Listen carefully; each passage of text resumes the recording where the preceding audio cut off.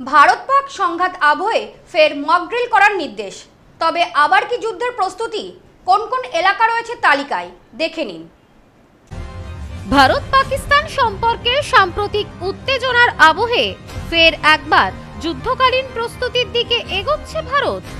বৃহস্পতিবার সন্ধ্যায় কেন্দ্রীয় স্বরাষ্ট্র মন্ত্রকের তরফে গুজরাট, পাঞ্জাব, রাজস্থান এবং জম্মু ও কাশ্মীরে মক ড্রিলের নির্দেশ দেওয়া হয়েছে।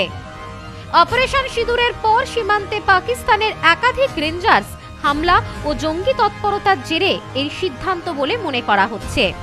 পাকিস্তান ও পাক অধিকৃত কাশ্মীরে 9টি জঙ্গি ঘাঁটি ধ্বংস করে ভারত অপারেশন সিঁদুরের মাধ্যমে কার্যত সন্ত্রাসবাদীদের বিরুদ্ধে এক কঠিন বার্তা দিয়েছিল। এরপর থেকেই সীমান্ত সংলগ্ন এলাকায় ক্রমাগত উত্তেজনা বাড়তে থাকে। পাক রেঞ্জার্সরা বিভিন্ন সময় গুলিবর্ষণ ও হামলার চেষ্টা চালায়। এমনকি ভারতীয় জনপদ, ধর্মীয় স্থান এবং সেনা ঘাঁটির দিকে ড্রোন ও ক্ষেপণাস্ত্র হামলার চেষ্টাও চালানো হয়, যা প্রতিহত করে ভারতের শক্তিশালী আকাশ প্রতিরক্ষা ব্যবস্থা। এই প্রেক্ষাপটে স্বরাষ্ট্র মন্ত্রক নতুন করে যুদ্ধ মহড়ার নির্দেশ দিয়েছে সীমান্ত ঘেঁষা 4টি রাজ্যে।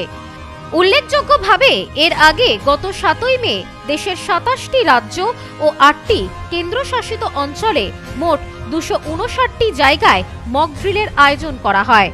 এবার আরও নিখুঁত ও কার্যকর প্রতিক্রিয়ার লক্ষ্যে সীমান্তবর্তী রাজ্যগুলিতে এই মহড়া চালানো হচ্ছে। মক ড্রিলের মূল উদ্দেশ্য সাধারণ নাগরিকদের যুদ্ধকালীন সতর্কতা ও প্রতিরক্ষার বিষয়ে সচেতন করা, বিমান হামলার সময় সাইরেন শুনলে করণীয় সম্পর্কে ধারণা দেওয়া, ব্ল্যাকআউট পরিস্থিতিতে নিরাপদে থাকার কৌশল শেখানো, শিক্ষার্থীদের এবং নাগরিকদের জন্য আপৎকালীন প্রস্তুতির ব্যবস্থা।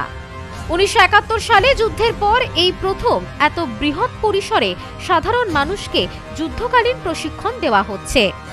স্বরাষ্ট্র মন্ত্রকের তরফে একের পর এক যুদ্ধ মহড়ার নির্দেশ, সীমান্ত এলাকায় সেনা মোতায়েন বৃদ্ধি ও সামরিক প্রস্তুতি নতুন করে প্রশ্ন তুলছে। তাহলে কি ভারত পাকিস্তান আবার সরাসরি সংঘাতে জড়াতে চলেছে? বিশেষজ্ঞদের মতে এখনই সরাসরি যুদ্ধের আশঙ্কা নেই, তবে সীমান্তে পাল্টা প্রতিক্রিয়ার প্রস্তুতি এবং নাগরিক নিরাপত্তা ব্যবস্থায় বাড়তি সতর্কতা যে ভারত নিচ্ছে তা স্পষ্ট।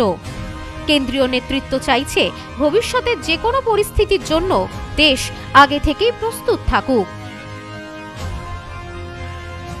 Bureau report, news no man's land.